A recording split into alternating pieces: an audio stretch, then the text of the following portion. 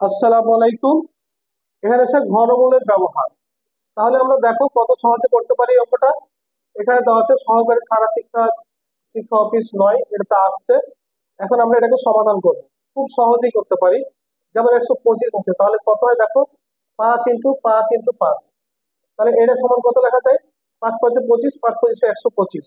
তার মানে এটাকে আমরা লিখতে পারি যে তিনটে ৫ আছে গুণ, তার জন্য ৫-এর উপর ঘন বা কিউব। আর এখানে আছে কত, 8, তাহলে 2 × 2 × 2, তার মানে হচ্ছে কত, 2 এর উপর কিউব। তাহলে কত সহজে হয়ে যায় দেখো। এই ঘনক মানে হচ্ছে, আমরা সহজে এই ১২৫-এর জায়গাতে আমরা লিখবো ৫-এর উপর কিউব ইন্টু 2 এর উপর কিউব। আর এখানে এই ঘন কিউবের জন্য 1/3 ইকুয়াল, তোমরা অবশ্যই সূচকের মধ্যে করছো।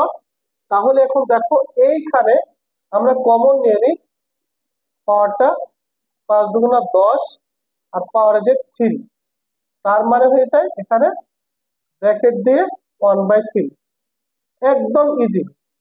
10, আর এখানে হয়ে যায় 3 × 3/3, কাটাকাটি দিলে বা এভাবে তুমি কাটা দিতে পারো, শুধু 1 হয়ে যায়। এটা দেখার দরকার নাই, মানে 3 বাদ, তাহলে শুধু 1। আর 10-এর উপরে 1 পাওয়ার মানে হচ্ছে 10। ওকে, এইভাবে হচ্ছে, এটা হচ্ছে অ্যান্সার। ক্লিয়ার? এইখানে দেখো জ্যামিতির একটা অঙ্ক, যেটা হচ্ছে 51° কোণের সম্পূরক কোণের 1/3 অংশ কত। এটা নিবন্ধন পরীক্ষা 17তম আসছে, 17তম নিবন্ধন পরীক্ষা আসছে। এখন কথা হলো, এখন সম্পূরক কোণের ব্যাপারে আমরা জানি অবশ্যই যে, যেহেতু 51, ভালো করে আগে পড়তে হবে বাক্যটা, যে 51° কোণের সম্পূরক কোণের, আগে আমরা সম্পূরক কোণ বের করি।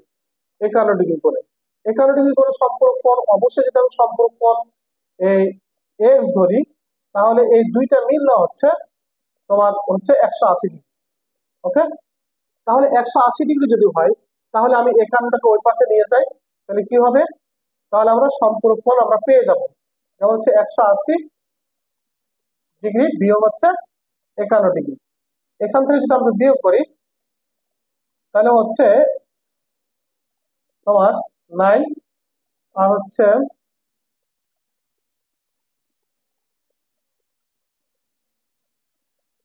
2, আর হচ্ছে 1, 129°। ওকে, এটা আমরা সম্পূরক কোণ পেলাম। এখন সম্পূরক কোণের বলছে 1/3 অংশ কত। তাহলে পরে অবশ্যই 1/3 অংশ বলছে, 1/3 অংশ, এই কথাটা কিন্তু ভালো করে নিতে হবে। 1/3 মানে 1/3, এটা খেয়াল রাখতে হবে।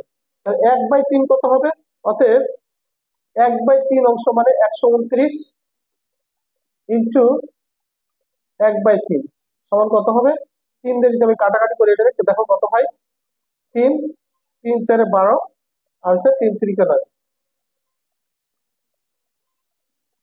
তারপর হচ্ছে 43 ডিগ্রি, এটা হবে অ্যান্সার। ওকে।